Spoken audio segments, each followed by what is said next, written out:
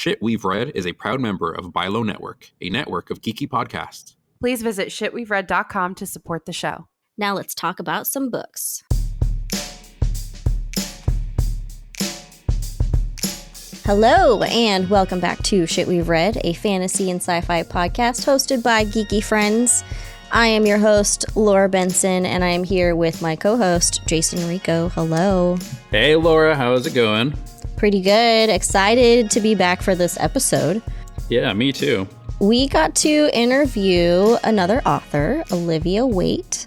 Her newest novella is Murder by Memory, which is book one of the Dorothy Gentleman series. It's described as Becky Chambers meets Miss Marple in this sci-fi series, helmed by a formidable, no-nonsense auntie of a detective. It sounds pretty accurate to me. Yeah, it sounds great. Yeah.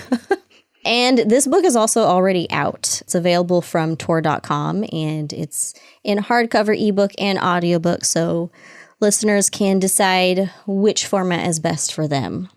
No excuse not to read it. Exactly. No excuse whatsoever. It's also really short, so again, no excuse not to read it. It is really short. It's a novella. Yeah. It's a quick read, but it's very fun. Yes. Jason, could you read the synopsis for our listeners? I absolutely can. And looking at the synopsis, honestly, the synopsis is like half the size of the book. I mean, not really. It's just a long synopsis. It's a good long synopsis. Okay, here we go. Okay. The synopsis from Goodreads. A mind is a terrible thing to erase. Welcome to the HMS Fairweather, Her Majesty's most luxurious interstellar passenger liner. Room and board are included. New bodies are graciously provided upon request, and should you desire a rest between lifetimes, your mind shall be carefully preserved in glass in the library, shielded from every danger. Near the topmost deck of an interstellar generation ship, Dorothy Gentleman wakes up in a body that isn't hers, just as someone else is found murdered. As one of the ship's detectives, Dorothy usually delights in unraveling the schemes on board the Fairweather, but when she finds that somebody is not only killing bodies, but purposefully deleting minds from the library, she realizes something even more sinister is afoot. Dorothy suspects her misfortune is partly the fault of her reckless nephew, Ruthie, who, despite his brilliance as a programmer, leaves chaos in his cheerful wake. Or perhaps the sultry yarn store proprietor, an ex-girlfriend of the body Dorothy is currently inhabiting, knows more than she's letting on. Whatever it is, Dorothy intends to solve this case, because someone has done the impossible and found a way to make murder on the Fairweather a very permanent state indeed. A mastermind may be at work, and if so, they've had 300 years to perfect their schemes. Ooh. So that synopsis makes it sound like it is a sci-fi mystery detective whodunit. Absolutely. Which sounds like, it was right up our alley. Oh, absolutely. Yeah. We both like sci-fi. I love mystery novels, like old school. Like, I've not read Miss Marple by Agatha Christie, but I've read Hercule Poirot by Agatha Christie. So it's definitely like the kind of novel that I would gravitate towards. Yeah. So. Yeah, I was excited to read it, and I'm excited we are sharing this interview with the author Olivia Waite. Me too.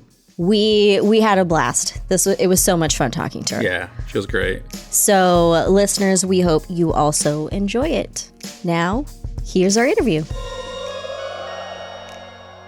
Hi, Olivia. Thank you so much for joining us. Hello. Hi, Jason and Laura. Hi.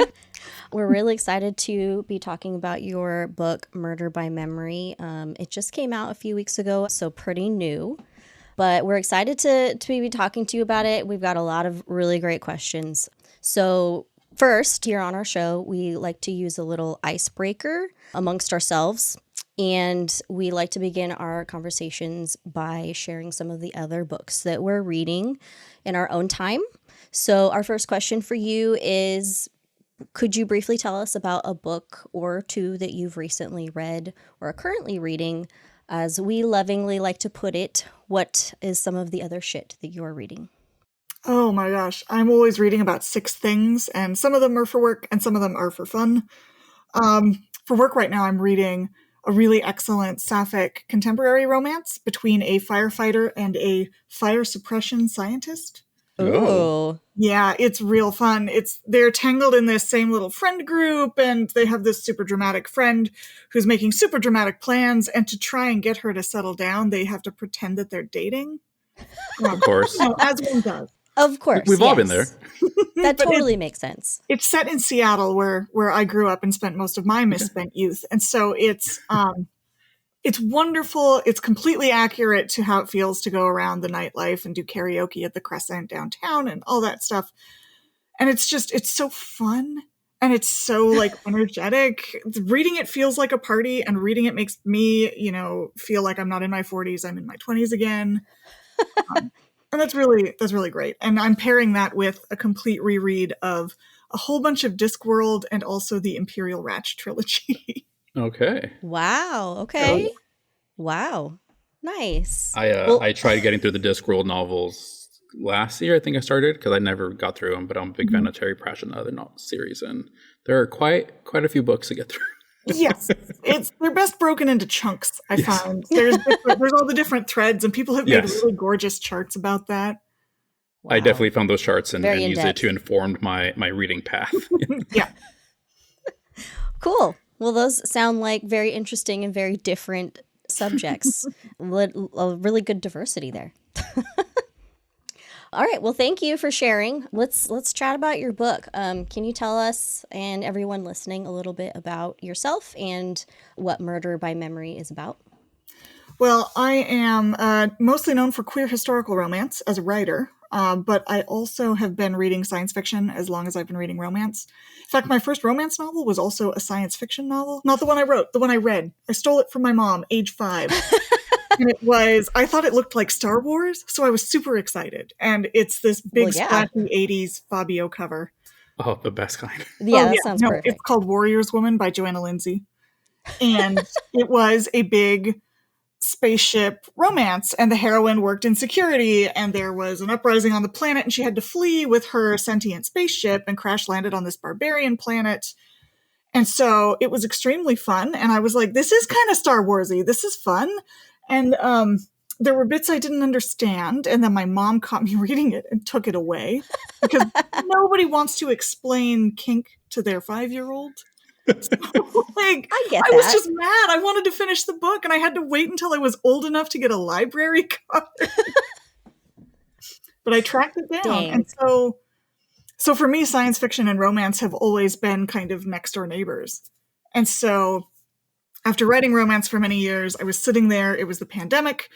I was stressed. It felt like we were all in tiny little ships locked away from each other, and everybody was singing like sea shanties at the time. Yep. And I was watching way too many like televised murder mysteries by Agatha Christie, and I was reading P.G. Wodehouse books. And somebody on Twitter, as it was then, wondered, why aren't there more mysteries set on like generation ships? Because it's a perfect locked room setting. Yeah. And, and my anxious little brain took all of those elements and went, smack, 1920s cruise ship in space. And I'm like, oh, well, that sounds lovely. And then I'm like, does that exist? I don't, it seems hard to find. I'm going to have to write it. Oh no. Wow. That's exciting though. It was a really good time. It was one of those rare moments as a writer where you know exactly what has to be done, and you sit down at the computer and exactly what you wanted comes out. And, you know, there's the hard bits and there's the decisions you have to make. And some of them I've been putting off till later books in the series. Sometimes that's the best way to do it, though. You write yourself into the corner and then you have fun writing yourself out. Absolutely. Yeah. Yeah. Well, you brought up how you're known for your queer historical romance. That's right. Some of our hosts are part of the LGBTQ community, so we were pretty excited when we saw that a lot of your other books were queer also. And Murder by Memory is 100% queer as well. Oh, yeah, completely. I wanted to ask, why is it important to you to feature queer characters and relationships in your work? Well, for me, a big part of my relationship to my own queer identity happened through fiction. I always considered myself a straight ally growing up, and it wasn't until like my 30s that I finally picked up a book with a bisexual heroine and went, oh, that feels very familiar. Oh, I have some things to think about.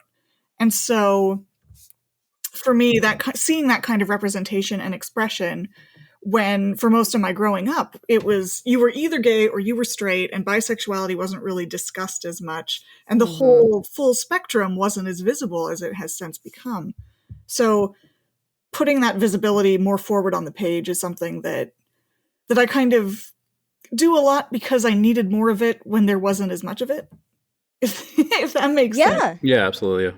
Yeah, no, that totally makes sense. It can be hard to find books that feature bi characters, even now. So I think it's really amazing that you are including that in your books. Representation is always needed.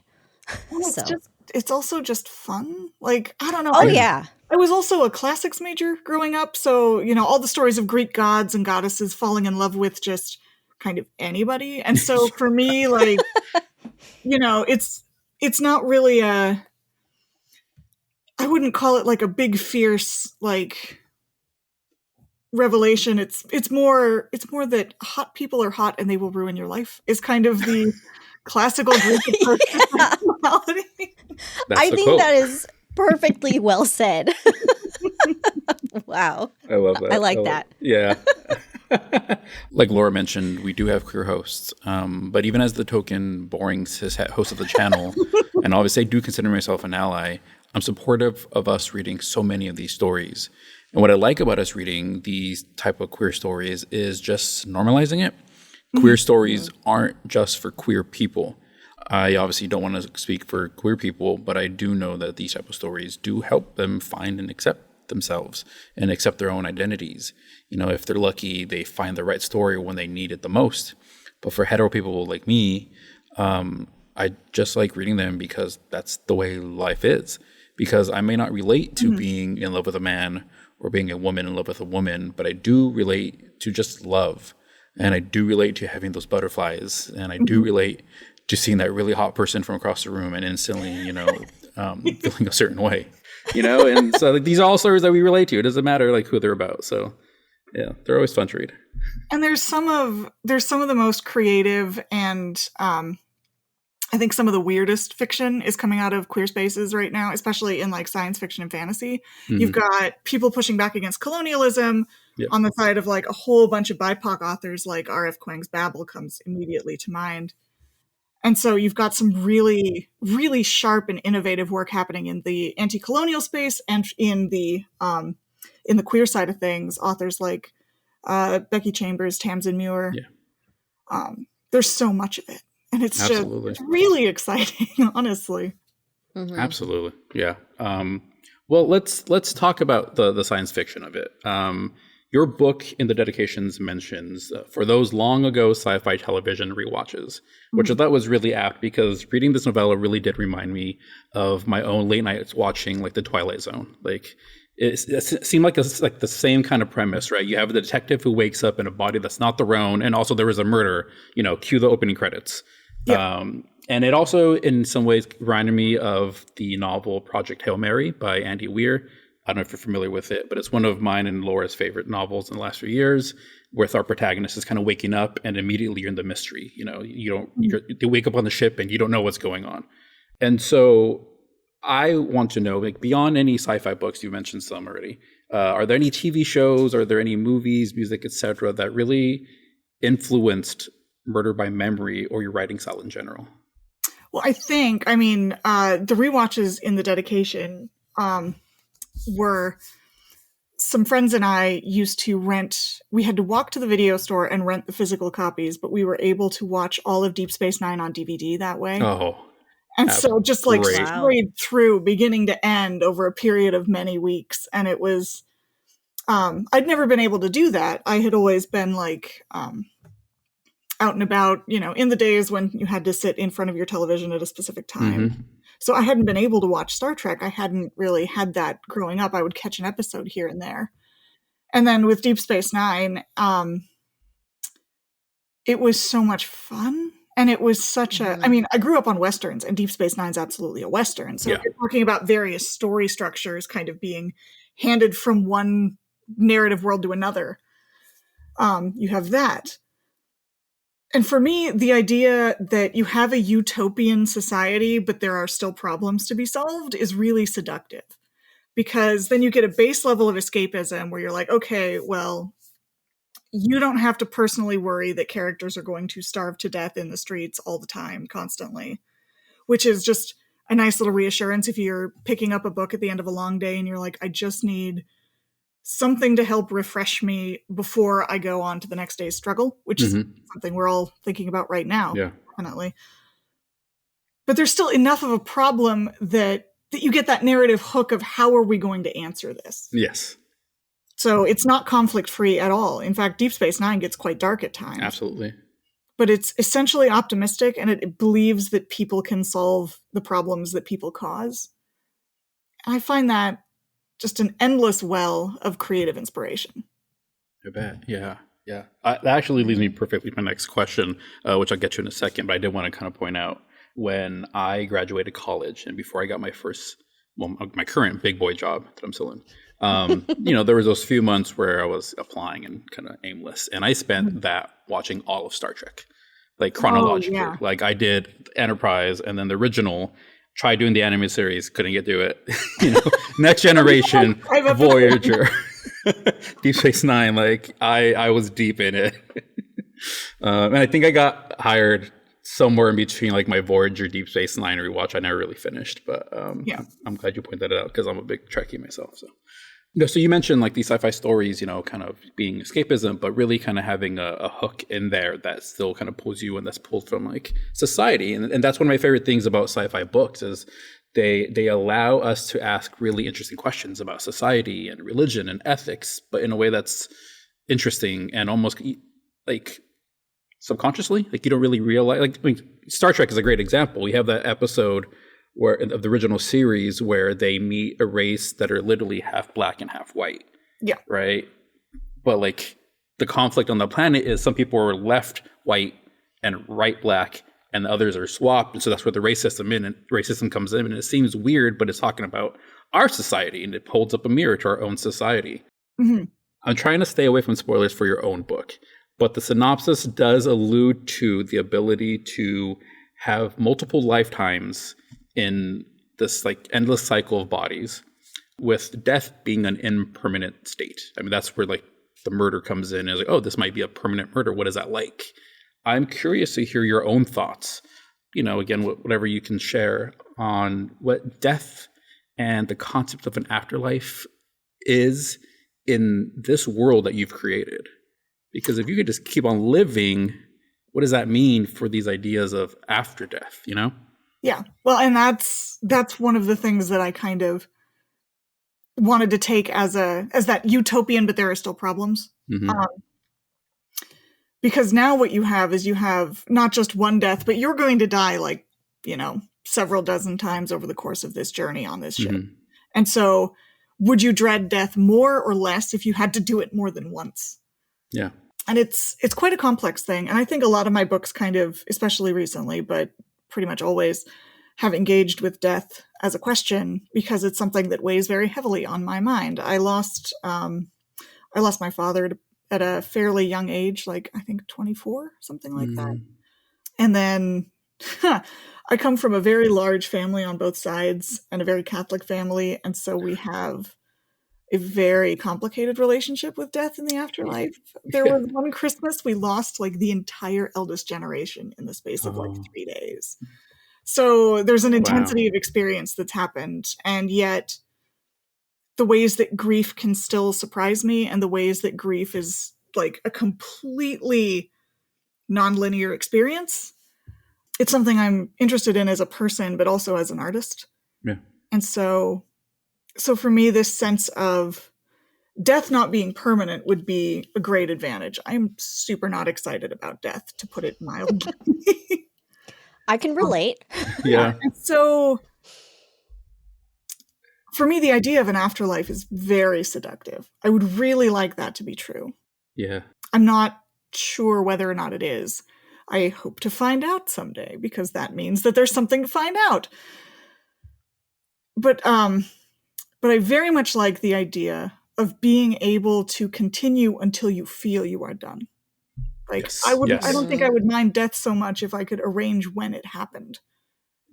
Because, and just like, you know, that poor 5-year-old who stole the book, I was so mad that I wasn't going to find out how it ended. And I think that's what makes me so upset about death too, is that stuff's going to keep happening and I'm not going to know. And that's really dumb on a fundamental level, but it really does kind of bother me.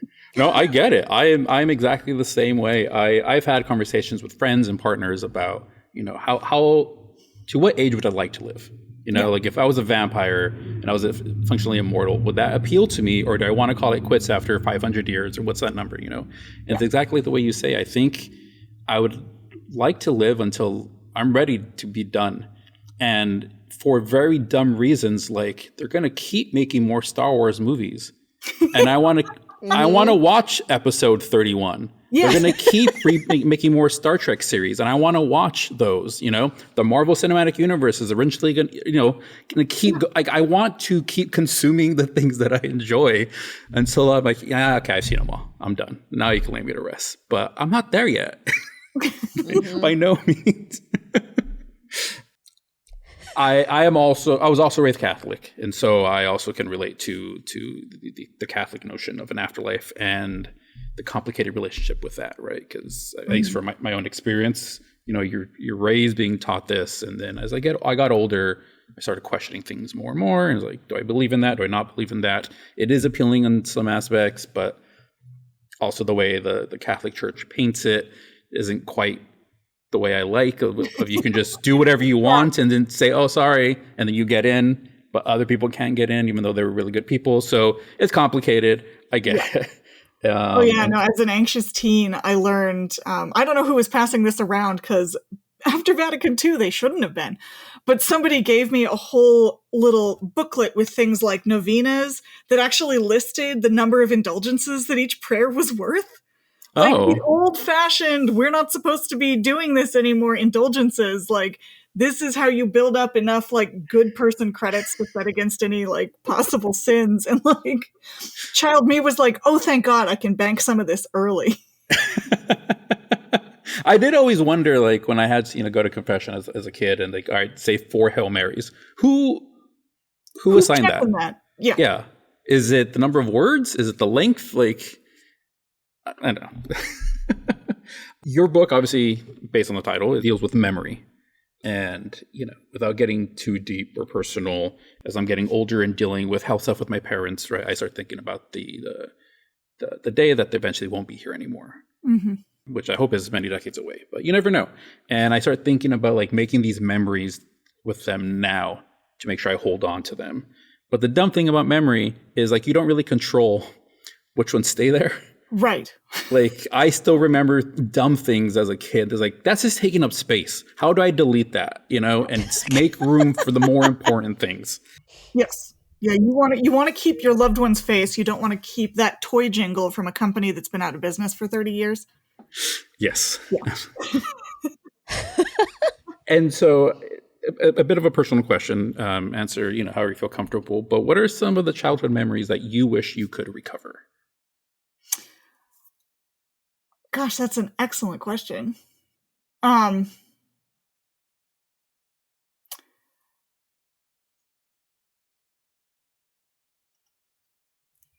feel like there was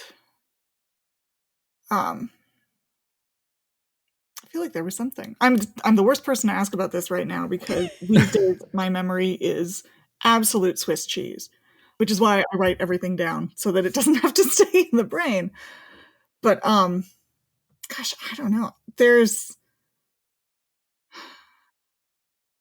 I think I would like to remember more about the animals growing up.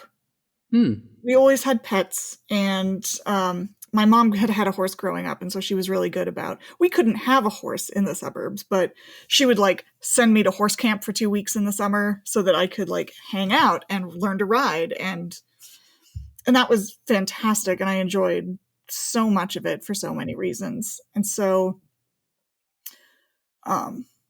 remembering what our childhood dog was like as a puppy.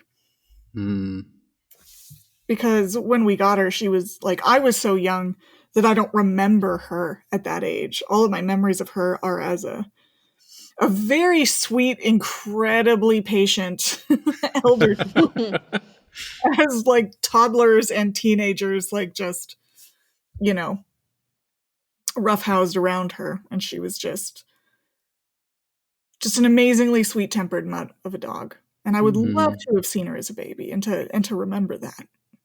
Oh, that's a sweet answer. Making me cry. I know. That's way sweeter than my answer for it. Well, what is your answer? My answer for it is more like, I wish I could remember the thing. Like, I wish I could remember the stories that I've been told about myself as a kid that I have no context for. Yeah. Makes sense. You know, like when I meet, like sometimes when I see family that I haven't seen since I was a kid, like apparently my claim to fame for a lot of them was like, oh, I remember when you were like 5 years old dancing at your uncle's wedding. Like you were on the dance floor just like tearing up the floor. I'm like, I have no context of this. Was like, really? I mean, like I do like to dance, so it's not like totally out of the realm of like what I believe, but like I wish I could remember what that was like.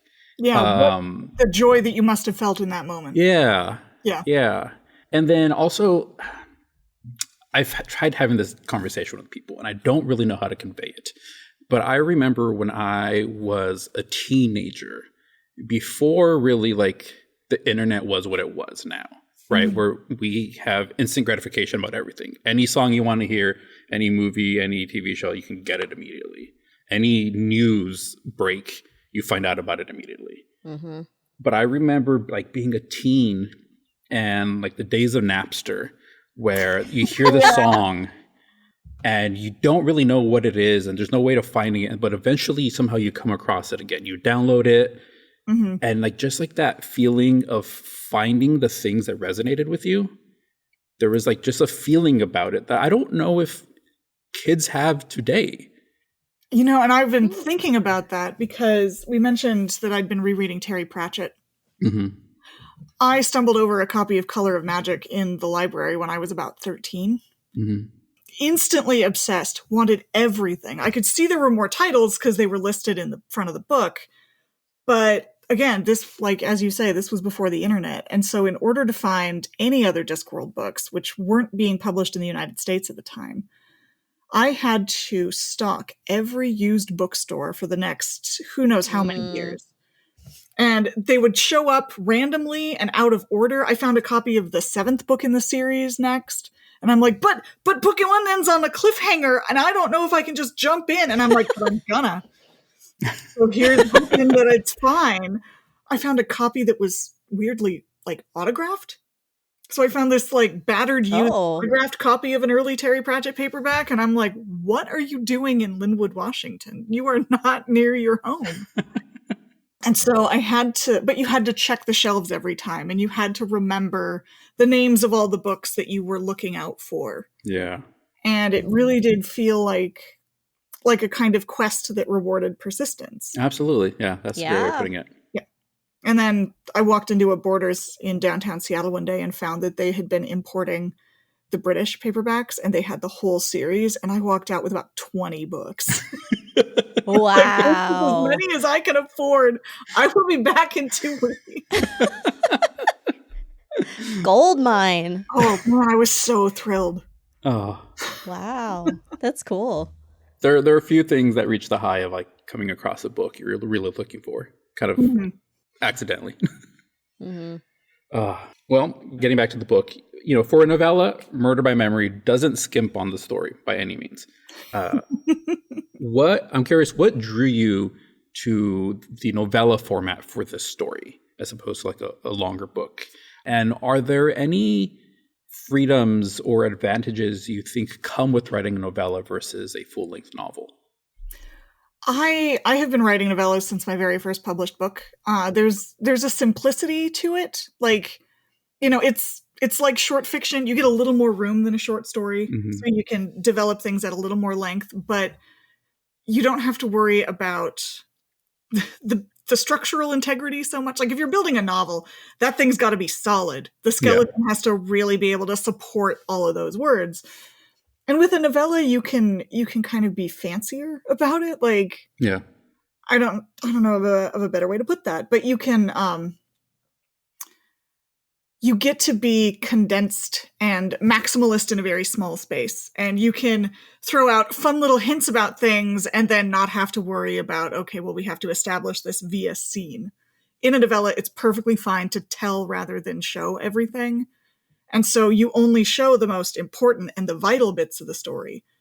And then you can use like descriptions or references to kind of do the ornaments all around. And with a mystery, it's extra fun because you get to plot, as I like to think of it, you get to plot from A to B. It's like, no, I didn't set out to make this a novella. Honestly, I just sat down and I'm like, I'm going to write the story, the length it needs to be. And it happened to be novella length, which was very exciting because I knew Tor had started putting out Murderbot, which I was absolutely obsessed with. Same. Because, I mean, who doesn't relate to Murderbot? They think people are terrible and it just wants to watch media. And we all want to just watch media when people are terrible. So we're all there. But it was really exciting because finally there was a clear audience that wanted short books in sequence. That it's like, well, we want to spend time with these characters, but, in little chunks. Yeah. Mm-hmm. And I think that's why we like, big splashy television shows. We're like, yeah, we want little digestible chunks so we can fit them into our lives. But we also don't want to just have you don't make just a half an hour of television. You want the world to be big enough for there to be space, but you want the narrative chunks to be short enough that you can tackle them one at a time, that it doesn't feel like more work. Yeah, that sounds about right. Yeah, I've never thought about it that way. We've had discussions on the show about novellas versus full-length novels. I think in previous discussions, I've been firmly team novella in the sense that I like what the format allows you to do because you don't have to give all this unnecessary information. You can kind of just get it to the meat of the story, but also allows you to be a little more experimental. You can kind of just throw ideas at the wall. And for me, a lot of times it feels like, oh yeah, here's kind of an idea I had. It's not quite fleshed out. I don't really know what this corner of the universe looks like. And I haven't really thought about this answer in terms of ethics or the religion, blah, blah, blah. But this circle is what I want you to give to you, right? And I've always kind of enjoyed that, where sometimes, Laura or my other co-host Bella, they'll be like, well, I wish it was more. I wish they figured out that. It's like, no, that's not what it's for.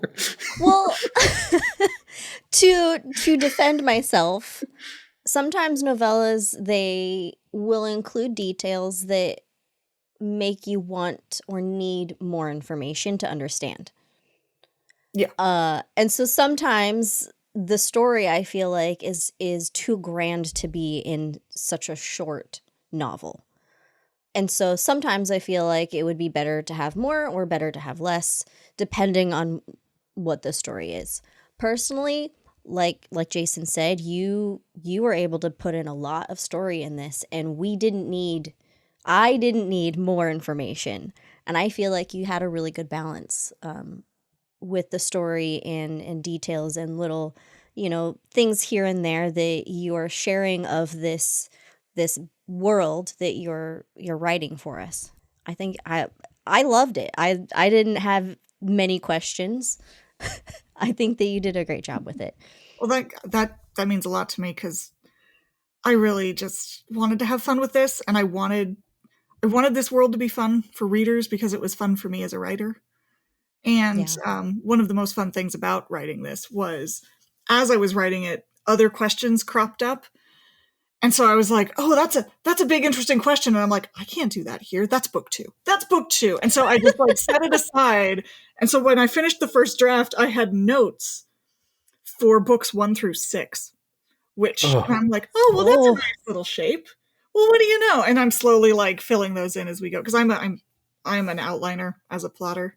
I love writing the synopsis before I write the book. Yeah, I'm a nerd about that kind of thing. But it saves me a lot of first draft time. But then, so far we've got 3 Dorothy Gentleman books coming out. So there's books 1, 2, and 3. Wonderful. And it's very exciting because now, and this is my first time like officially writing a series. I've written books that end up being a series, but this is like, characters beginning to end kind of series. Nice. And so it's really fun to get to kind of stretch that writerly muscle that I haven't gotten to use much before. Oh, nice. It makes me so excited. I mean, to mirror what Laura said, I love this book because it's everything that I enjoy. Like, I'm a huge sci-fi nerd. I'm a huge mystery nerd. Like, I love, Sherlock and Hercule Poirot and, all those type of stories. I love the idea of just like memory and like libraries and stories. And so I've sought out these kind of books before. There've been other novellas that kind of condense these things together, and they've always kind of left me wanting a little bit. But this is one that really, like, I feel like you nailed it perfectly. Like, the balance was great. Like I said, there's so much story. It's such a short book, but there's so much story. It's like, oh, nothing was wasted. Mm-hmm. But there's enough also in there that wants me, like that leaves you wanting more. And so I'm so glad this is a series, that there's going to be more books, at least 3, I think, and maybe 6. And so printed, I know they like the title for book 2 because they've printed it in the front of the hardback. They did? Yeah. It's I don't have the hardback yet. I've got, well, yeah. Anyways, I can just tell you because I know this thing. But book 2 is called Nobody's Baby. Great. Because if you'll notice, in book 1, there are no children on the Fairweather. Mm-hmm. And in book 2, that changes. Oh. Yeah. Interesting. Yeah. Okay. It's going to be fun. Oh, I can't wait. Can't wait. Is there, by chance, a projected release date for it yet? I believe it's winter 2026. So, like, around this time next year, pretty much. Perfect. Nice. Okay. Excited. Yeah, they're talking, because publishing always, projects way out in the future. Right. So we're putting together the cover copy for the catalog. So nice. Well, we're going to keep an eye out for it. I had a publishing question for you. Murder by Memory looks to be, it might be a little bit different from your other books. So I was wondering what the publishing experience was like for Murder by Memory compared to the others.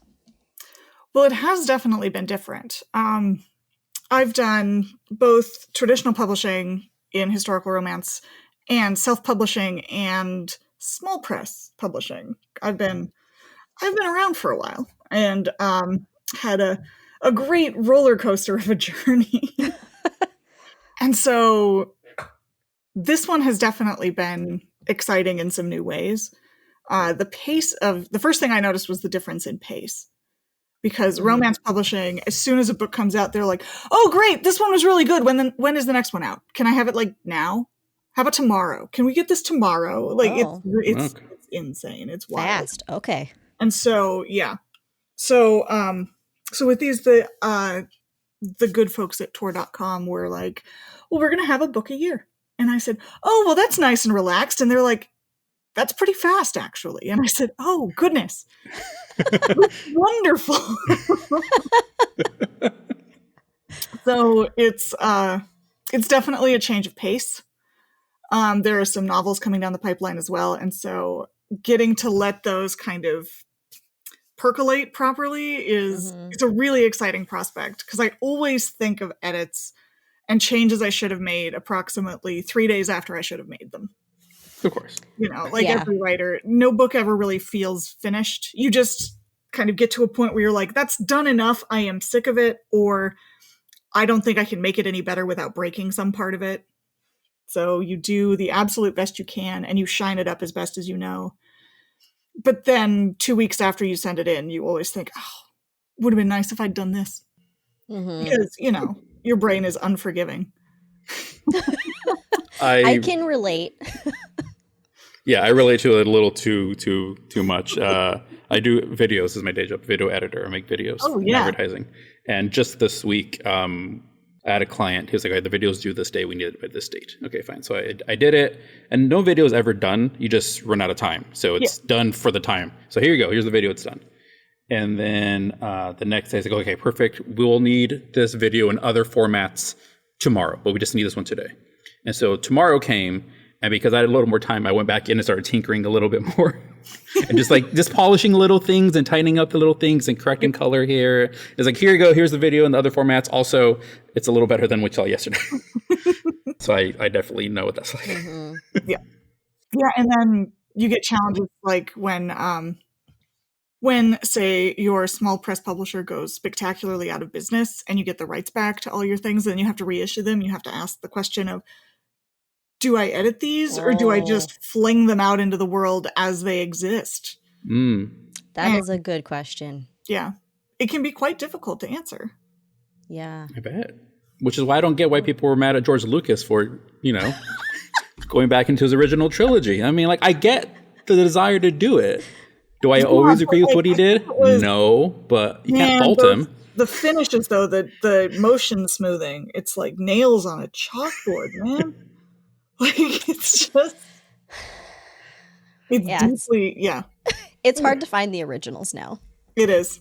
It's very hard. There is a guy, I think last year out there, and that's about it. Yeah, there's some bootleg. There's a guy, I think last year, he released his cut of the original trilogy that basically took all the existing copies out there. Like, it was, and he picked and chose like the little parts that he felt like made it the best possible Star Wars. Like the original as the basis, but some of the special edition stuff, and then some of the Disney Plus stuff that just tightened things. And it's like, that's kind of the closest to like what I think Star Wars should be. Yeah. Like just little changes that make the greater universe fuller, but doesn't change. It isn't an eyesore at the same time, Yeah. But anyway. And it's hard when you as an audience like have such a strong connection to that any change feels like it threatens the integrity of it. Yeah.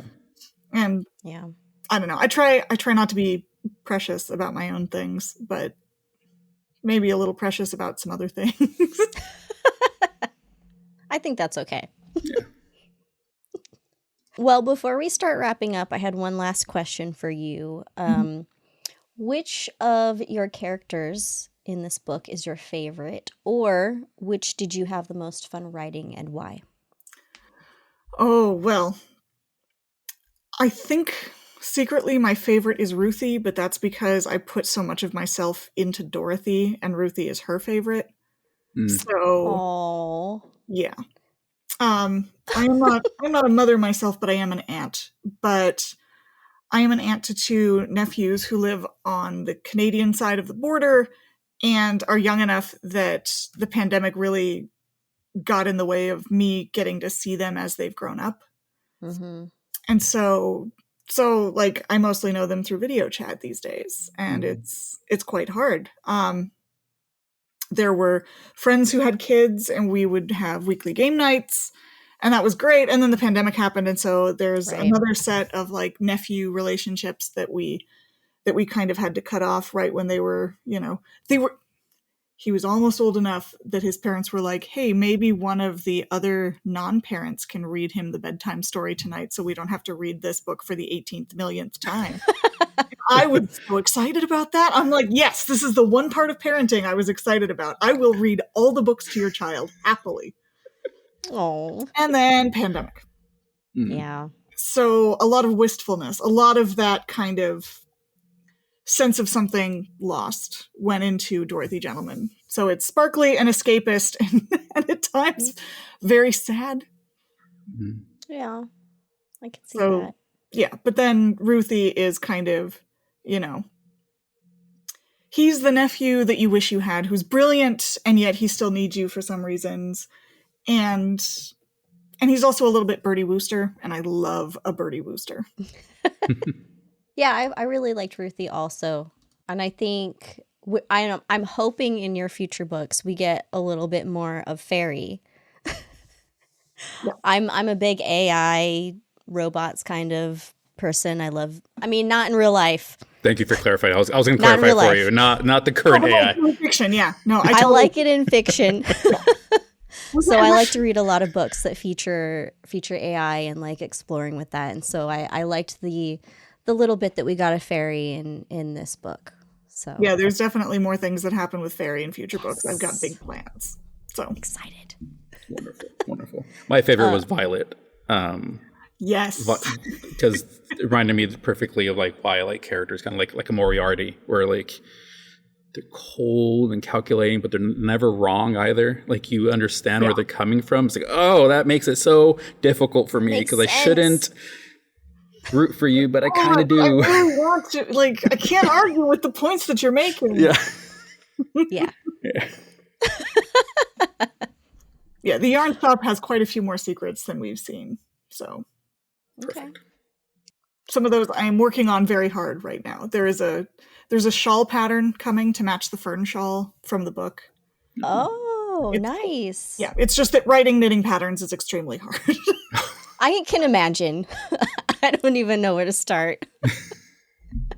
That's cool. That's exciting. Well, is there anything else that you would want readers to know that we haven't touched on?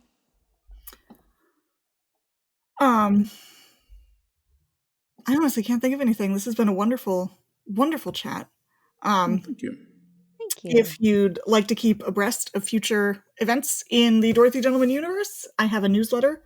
It is free. It comes out once a month, and it's full of absolutely incredible things that I find around the internet, from like museum collections and long reads about things like I don't know if you guys have heard about this glass brain from Vesuvius. Mm-mm. Okay, let me do a little bit of this. Yeah, so, please. They recently found, and as far as they know, this is the only time this has ever happened, a body in Vesuvius of a young man. And when the volcano erupted, he died, and his brain was vitrified. His brain, they'd been trying to figure out what is this material inside his skull and in his spine, and it turns out it is brain matter. That pyroclastic flow, a superheated ash cloud, heated it up, and then when the ash cloud moved on, it quickly cooled, and that's how you get glass. Wow. And it is so well. It looks cool as heck. It's kind of black and sparkly. Like, it's the absolute prettiest thing you've ever seen. It looks like some sort of futuristic material, and it's so preserved the structure of his brain that you can actually see the impressions left by his neurons. Like, when you microscope into it, you can see what? It is wildly unlikely. It is by far one of the unlikeliest things. That's crazy. I'm we're definitely mess up with this. That's cool. And that's the thing that goes into the newsletter. So there's book recommendations, glass brains, craft projects, and people saying smart things about romance and other genres. It's a good just collection of cool stuff every month. Okay. Well, I'm gonna have to sign up because mean, if the glass brain's the first thing you have, I can only imagine what else you have. Geez, that's. I don't have to do research after this. Yeah, right. That's cool. I think you mentioned earlier that you had some other things also coming up. So do you have any other projects that you are able to share with our listeners too? I've got a Prohibition paranormal romance coming out from Bramble.